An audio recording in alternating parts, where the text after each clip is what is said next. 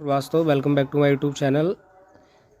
देखिए, इससे पहले 3 प्रैक्टिस सेट मैं अपलोड कर चुका हूँ 50 क्वेश्चन के, जो वीडियो एग्ज़ाम होना है 26 और 27 को, तो उससे रिलेटेड ये वीडियो अपलोड किए जा रहे हैं। तो आपने अभी तक अगर प्रैक्टिस सेट 1, 2, 3 नहीं देखा है तो आप ज़रूर देखें। तो देखिए, पहला क्वेश्चन यहाँ पे है, कौन सा दिन अंतर्राष्ट्रीय मानव अधिकार दिवस। देखिए, यहाँ पे जो टिक लगे हैं कुछ गलत भी लगे हैं, ठीक, क्योंकि प्रैक्टिस सेट था तो मैंने सॉल्व किया था, बाकी इसमें जो करेक्ट होंगे वो मैं आपको आंसर बता दूंगा। तो कौन सा दिन अंतर्राष्ट्रीय मानव अधिकार दिवस है, तो कब मनाया जाता है मानव अधिकार दिवस, तो आपको पता है 10 दिसंबर को। कब मनाया जाता है? 10 दिसंबर। तो संयुक्त राष्ट्र संघ की महासभा ने 10 दिसंबर 1948 को मानवाधिकार पर अंतर्राष्ट्रीय प्रस्ताव पारित कर मानवाधिकारों की स्वीकृति को प्रभावी बनाया। इस कारण प्रत्येक वर्ष 10 दिसंबर को मानव अधिकार दिवस मनाया जाता है। ठीक है, तो चलते हैं नेक्स्ट क्वेश्चन पे। क्वेश्चन नंबर 2, 1959 तक पाकिस्तान की राजधानी क्या थी, यानी 1959 तक पाकिस्तान की राजधानी क्या थी। तो इसका जो करेक्ट आंसर हो जाएगा वो क्या हो जाएगा? कराची। ठीक है, तो कराची एशिया महाद्वीप का सर्वाधिक समृद्ध आर्थिक आधार वाला शहर है। स्वतंत्रता के बाद कराची पाकिस्तान की राजधानी बनाई गई थी। ठीक है, 1959 में इस्लामाबाद नवीन राजधानी के रूप में सामने आया। ठीक है, तो 1959 तक पाकिस्तान की राजधानी क्या थी? कराची थी। बट अभी प्रेजेंट में कौन सी राजधानी है? वो है इस्लामाबाद। नेक्स्ट क्वेश्चन देखिए, भारत की सिलिकॉन वैली स्थित है। भारत की जो सिलिकॉन वैली है वो कहाँ है? तो क्वेश्चन नंबर 3 का करेक्ट आंसर हो जाएगा बेंगलुरु में। ठीक है, आपको पता है बेंगलुरु को क्या कहा जाता है? सिलिकॉन वैली कहा जाता है। ठीक है, आगे चलते हैं क्वेश्चन नंबर 4 में। इंडिया विंस फ्रीडम, ठीक है, इंडिया विंस फ्रीडम पुस्तक के लेखक कौन है? यानी क्वेश्चन नंबर जो 4 है इसका करेक्ट आंसर क्या हो जाएगा? वो हो जाएगा मौलाना अबुल कलाम आज़ाद। उसके बाद क्वेश्चन नंबर 5 पे आते हैं। जवाहर रोजगार योजना क्रियान्वित की जाती है किसके द्वारा? जिला पंचायतों द्वारा, जिला कलेक्टरों द्वारा, राज्य सरकारों द्वारा या केंद्रीय सरकार द्वारा। तो क्वेश्चन नंबर 5 का जो करेक्ट आंसर होगा वो ऑप्शन डी करेक्ट हो जाएगा, केंद्रीय सरकार द्वारा। लोकसभा आयोजित करने के लिए अपेक्षित गणपूर्ति क्या है, यानी कोरम कितना होना चाहिए? तो आपको पता है कि लोकसभा आयोजित करने के लिए अपेक्षित जो गणपूर्ति यानी कोरम होता है वो कितना होता है? तो लोकसभा की प्रत्येक बैठक में कुल सदस्यों की संख्या का 1/10 भाग सदस्यों की उपस्थिति को कोरम कहा जाता है। यानी कि लोकसभा की प्रत्येक बैठक में जो लोकसभा की जो बैठक होती है उस बैठक में जो कुल सदस्य होते हैं उनकी संख्या का 1/10 भाग होता है, उसको क्या कहा जाता है? कोरम कहा जाता है। कोरम की पूर्ति होने पर ही बैठक क्या होती है? संचालित होती है। तो कितना होना चाहिए? 1/10। या आपको एग्जाम में डायरेक्ट पूछ सकते हैं कि कितना परसेंट? 10%। संसदीय प्रकार की सरकार में वह बराबर वालों में पहला होता है, वह कौन है? तो संसदीय प्रकार की सरकार में वह बराबर वालों में पहला होता है, वह कौन है? तो क्वेश्चन नंबर 7 का जो करेक्ट आंसर हो जाएगा वो हो जाएगा ऑप्शन ए हो जाएगा, राष्ट्रपति। देखिए, राष्ट्रपति संसदीय प्रकार की सरकार में वह बराबर वालों में पहला होता है, यानी कि सबसे ऊपर आपको पता है कौन है? राष्ट्रपति। क्वेश्चन नंबर आते हैं क्वेश्चन नंबर 8 में। गांधी जी के विदेशी वस्तुओं के बहिष्कार के आंदोलन का लक्ष्य। जो गांधी जी जिन्होंने विदेशी वस्तुओं का बहिष्कार किया, ठीक है, तो उनके जो आंदोलन वो कर रहे थे उसका लक्ष्य क्या था? तो लक्ष्य क्वेश्चन नंबर जो 8 का करेक्ट आंसर होगा वो क्या होगा कि वो कुटीर उद्योग जो थे उनको प्रोत्साहन देना चाहते थे। यानी जो अपने यहाँ जिन्होंने बिजनेस जो अपना छोटा मोटा उद्योग लगा रखे थे उनको वो क्या करना चाहते थे? प्रोत्साहन देना चाहते थे। तो ऑप्शन क्वेश्चन नंबर 8 का करेक्ट आंसर डी हो जाएगा। भारत के राष्ट्रपति पद के लिए निर्धारित अधिकतम आयु सीमा क्या है? तो देखिए, क्वेश्चन नंबर 9 का जो करेक्ट आंसर होगा वो क्या हो जाएगा? क्वेश्चन नंबर 9 का करेक्ट आंसर होगा कि कोई अधिकतम आयु सीमा निर्धारित नहीं की गई है भारत के राष्ट्रपति पद के लिए।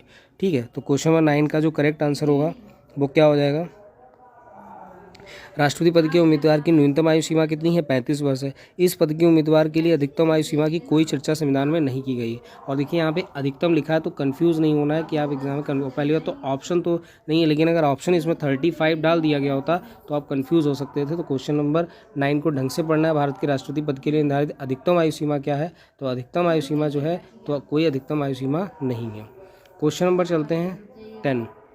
निम्नलिखित में से किस भारतीय राज्य की राजभाषा अंग्रेजी है? बहुत अच्छा क्वेश्चन है, इंपॉर्टेंट है, पूछा गया कई बार। तो वो है नागालैंड। ठीक है, नागालैंड की कैपिटल क्या है? त्रिपुरा की कैपिटल क्या है? असम की कैपिटल क्या है? मणिपुर की कैपिटल क्या है? और आप बताइए कि भारत की जो पूर्वी स्टेट्स हैं जिनको 7 सिस्टर्स कहते हैं उनके नेम लिखेंगे कमेंट बॉक्स में। उसके बाद सूचना का अधिकार अधिनियम किस वर्ष पारित किया गया था? सिंपल सा क्वेश्चन है, 2005 में। भारत में फेरा का स्थान ले लिया है, यानी कि जो क्वेश्चन नंबर 12 है उसमें पूछा गया कि फेरा का स्थान किसने ले लिया है? तो क्वेश्चन नंबर 12 का जो करेक्ट आंसर हो जाएगा वो हो जाएगा ऑप्शन ए, यानी कि क्या हो जाएगा? फेमा। क्या हो जाएगा, फेमा। अब देखिए एग्ज़ाम में आपसे इसकी फुल फॉर्म पूछ लेते हैं, ठीक है, क्या पूछ लेते हैं, फुल फॉर्म पूछ लेते हैं। तो आपको इसकी फुल फॉर्म देख लेनी है, फेरा और फेमा दोनों। तो फेरा की जगह पे अब क्या हो गया है, फेमा हो गया है। देखिए फेरा और फेमा की जो है फुल फॉर्म आप नोट कर लीजिए। फेरा की जो फुल फॉर्म है करेक्ट, वो फॉरेन एक्सचेंज रेगुलेशन एक्ट हो जाएगा। क्या हो जाएगा, foreign, FO, foreign exchange regulation act, ये हो जाएगी फेरा। और फेरा की जगह पे अब क्या हो गया, फेमा। तो आपको सिंपल सा याद रखना है, फेमा की फुल फॉर्म क्या हो जाएगी, फॉरेन एक्सचेंज मैनेजमेंट एक्ट। इसमें आपको याद रखना है मैनेजमेंट एक्ट, मैनेजमेंट एक्ट याद रखना है, ठीक है, फॉरेन एक्सचेंज मैनेजमेंट एक्ट। पद पीसी का अर्थ क्या होता है, तो पद पीसी जो है यानी कि जो टर्म्स पूछा गया वो है पीसी मतलब पर्सनल कंप्यूटर। क्वेश्चन नंबर 14, बराबर अंतरालों पर उसी ऊंचाई के स्थानों को जोड़ने वाली काल्पनिक रेखाएं होती हैं। तो बराबर अंतरालों पर उसी ऊंचाई के स्थानों को जोड़ने वाली काल्पनिक रेखाओं को क्या कहते हैं। क्वेश्चन नंबर जो 14 का करेक्ट आंसर होगा वो हो जाएगा बी, यानी कि हो जाएगा कंटूर। उसके बाद देखिए क्वेश्चन नंबर 15 है, पुस्तक माई एक्सपेरिमेंटल विद ट्रुथ के लेखक कौन है। तो आपको पता है my experimental with truth famous book है, तो मोहनदास करमचंद गांधी, जिनको बोलते हैं MK गांधी। क्वेश्चन नंबर 15 का करेक्ट आंसर हो जाएगा ऑप्शन सी। किसी अर्थव्यवस्था में मुद्रा के मूल्य और कीमत स्तर के बीच संबंध होता है, डायरेक्ट होता है, इन्वर्स होता है, समानुपातिक होता है या स्थिर होता है। तो क्वेश्चन नंबर 16 का करेक्ट आंसर होगा यानी कि क्या हो जाएगा, स्थिर। यानी किसी अर्थव्यवस्था में मुद्रा के मूल्य और कीमत स्तर के बीच संबंध कैसा रहता है, वो स्थिर रहता है। क्वेश्चन नंबर 14, किसी अर्थव्यवस्था में मुद्रा के मूल्य और कीमत स्तर के बीच संबंध कैसा रहता है, स्थिर रहता है। क्वेश्चन नंबर 17, मूल्यह्रास किसके बराबर होता है। तो मूल्यह्रास जो होता है वो किसके बराबर होता है, तो उसको पता होना चाहिए, निवल राष्ट्रीय उत्पाद माइनस सकल राष्ट्रीय उत्पाद के। निवल मतलब net national product, NNP minus सकल राष्ट्रीय उत्पाद, यानी कि आपको पता है क्या है, ग्रॉस नेशनल प्रोडक्ट। यानी NNP से जब आप GNP माइनस करेंगे, यानी NP आप माइनस कर देंगे तो बचेगा नेशनल माइनस G, यानी कि आपसे पूछा गया है कि मूल्यह्रास किसके बराबर होता है, तो N-G याद रखेंगे, नेशनल माइनस ग्रॉस और NP आपको पता है दोनों में काम है। तो मूल्यह्रास डेप्रिसिएशन क्या हो गया, और निवल राष्ट्रीय उत्पाद माइनस सकल राष्ट्रीय उत्पाद। 17 का ऑप्शन बी करेक्ट हो जाएगा। किसी अर्थव्यवस्था में क्षेत्रों को सार्वजनिक और निजी में किस आधार पर वर्गीकृत किया जाता है। तो क्वेश्चन नंबर 18 का जो करेक्ट आंसर हो जाएगा वो रोजगार की शर्तों पर उनको वर्गीकृत किया जाता है। क्वेश्चन नंबर 18, ठीक है। तो किसी अर्थव्यवस्था में क्षेत्रों को सार्वजनिक और निजी में रोजगार शर्तों के आधार पर वर्गीकृत किया जाता है। क्वेश्चन नंबर 19 पे आते हैं। क्वेश्चन नंबर 19 देखिए क्या है, स्टैगफ्लेशन स्थिति है। तो स्टैगफ्लेशन स्थिति क्या है, गतिरोध और अपस्फीति की, गतिरोध और मंदी की, गतिरोध और मुद्रास्फीति की, गतिरोध और पुनरुत्थान की। तो क्वेश्चन नंबर 19 का जो करेक्ट आंसर हो जाएगा वो हो जाएगा ऑप्शन सी, यानी गतिरोध और मुद्रास्फीति की।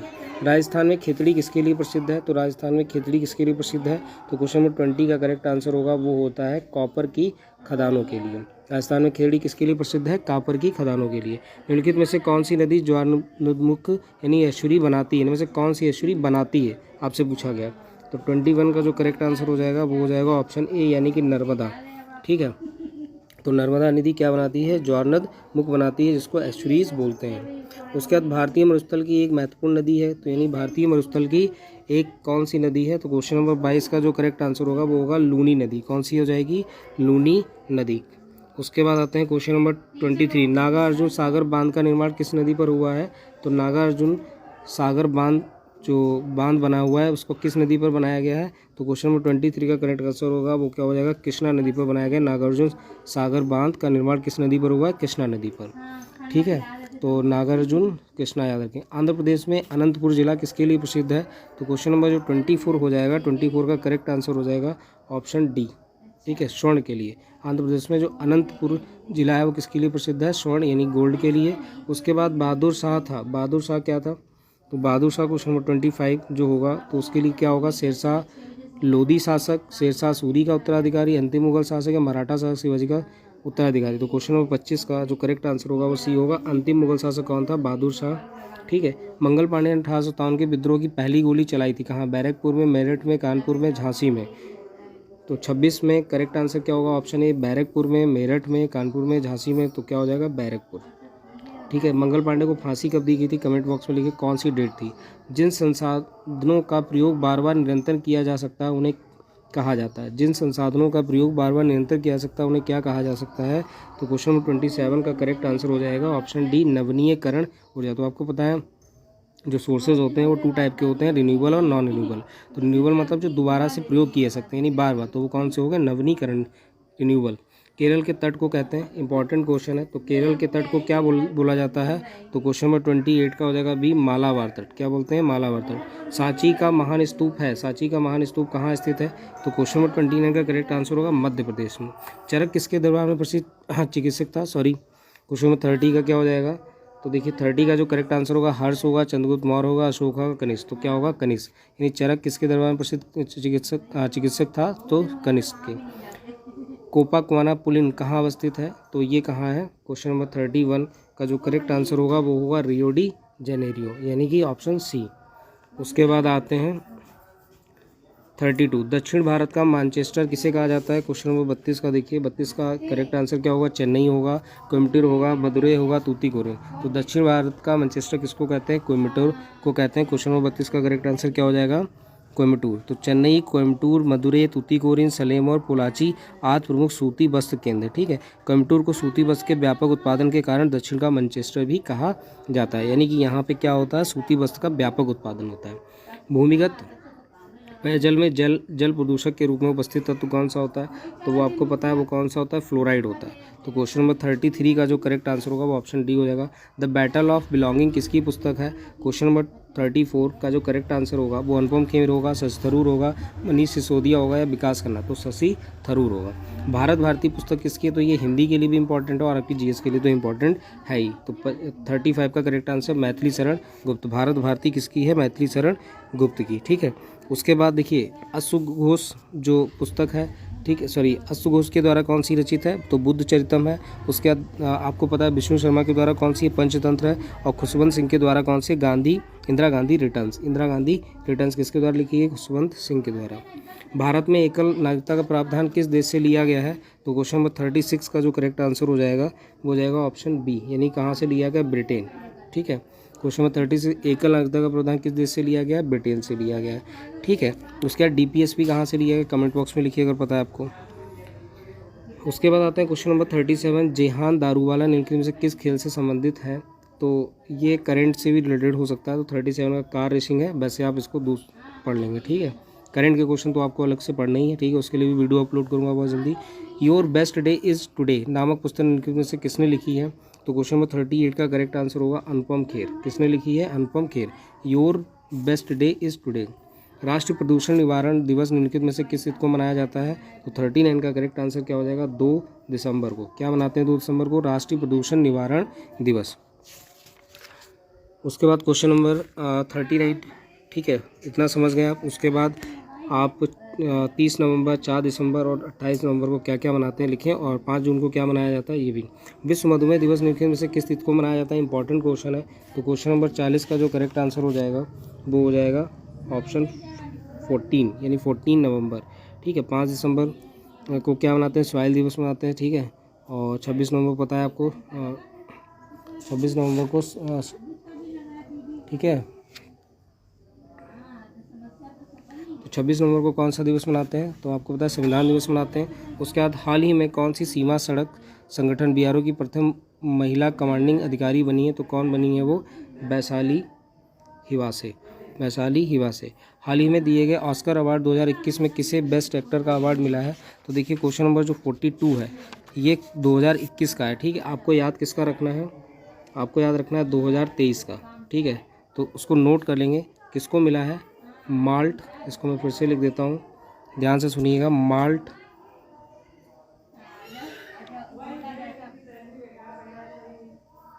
गुरनट, माल्ट गुरनट को क्या मिला है? बेस्ट एक्टर का अवार्ड मिला हुआ है। ठीक है, उसके बाद सॉरी, ये फिल्म को मिला है। ठीक, पूछा गया किसे बेस्ट एक्टर का अवार्ड मिला है, ये पूछा गया। ये ऑस्कर अवार्ड है, सॉरी।